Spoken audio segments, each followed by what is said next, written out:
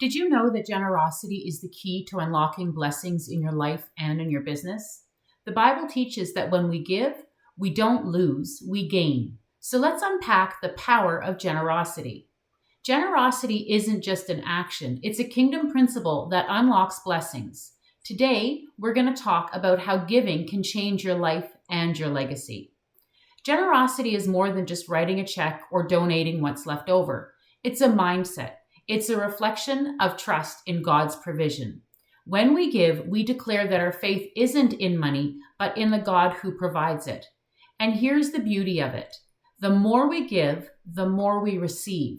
Not because we're chasing blessings, but because generosity aligns us with God's heart. Luke 6:38 says, "Give, and it will be given to you." But he doesn't stop there. He goes on to describe what happens when we give. A good measure, pressed down, shaken together, and running over will be poured into your lap. This isn't a maybe, it's a promise. When we freely give, God blesses us abundantly, far beyond what we can imagine.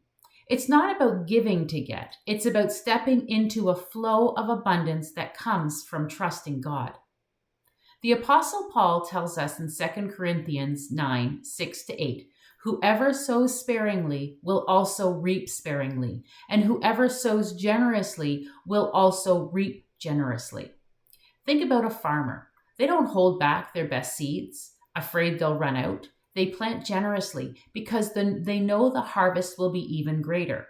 The same principle applies to your giving. Paul goes on to say that God loves a cheerful giver and that he will bless you abundantly.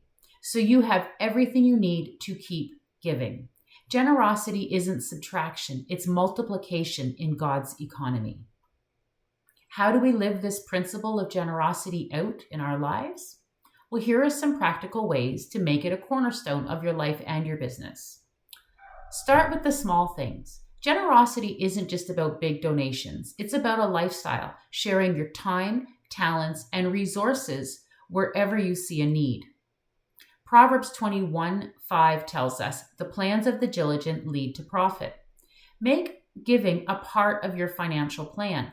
Decide in advance what percentage of your income you'll dedicate to blessing others.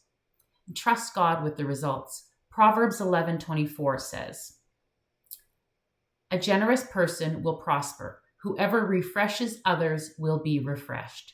Trusting that your giving will come back to you in ways you can't foresee, whether in peace, joy, opportunities, or financial provision. When we align our giving with God's purpose, it becomes a spiritual act of worship. Your generosity creates ripple effects, blessing your community, opening doors for others, and expanding God's kingdom. Imagine the impact when your business is not just known for its success, but for its generosity. So here's my challenge for you.